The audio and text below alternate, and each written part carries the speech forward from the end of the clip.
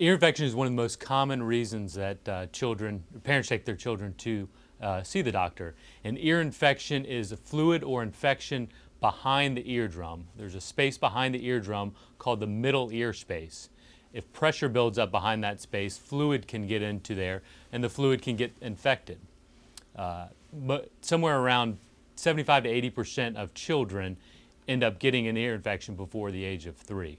While adults can get ear infections, they're much more common in children. The symptoms of an ear infection can include fevers, ear pain, ear drainage, or decrease in hearing. These are all a result of the fluid that can build up behind the eardrum. If the eardrum ruptures from the fluid, then you can get drainage out the ear. Ear infections are caused by dysfunction of the eustachian tube. So the eustachian tube is a tube that connects the back of the ear space to the back of the nose. That tube can get swollen from things like allergies, colds or viruses, or exposure to irritants like tobacco smoke. If that tube gets swollen, fluid builds up behind the eardrum, which can then lead to an infection. Children are more likely than adults to get ear infections for 2 reasons. The first being their anatomy. Their eustachian tube, which is the tube that connects the space behind the eardrum to the space behind the nose, is positioned differently than adults. It's more horizontal in position, which makes them more susceptible to ear infections. The other reason that children are more susceptible to ear infections is that their immune system is not as fully developed as an adult immune system. Parents should notice a response to the treatment for an ear infection within 24 to 48 hours.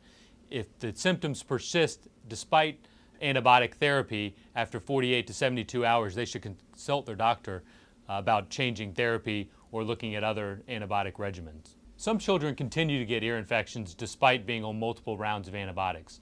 If a child has had 5 or 6 ear infections within a year, we tend to consider that too many.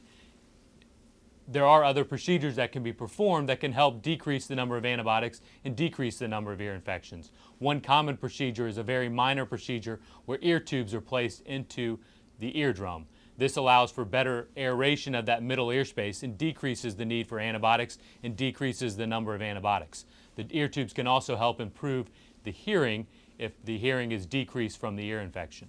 Ear infections can be prevented if the causes of the ear infections are diminished. So if people treat their allergies more aggressively, or if they wash their hands and decrease their exposure to germs, can help prevent ear infections. In addition, ear infections are prevented or decreased significantly with the placement of ear tubes. Ear infections can be uncomfortable and painful.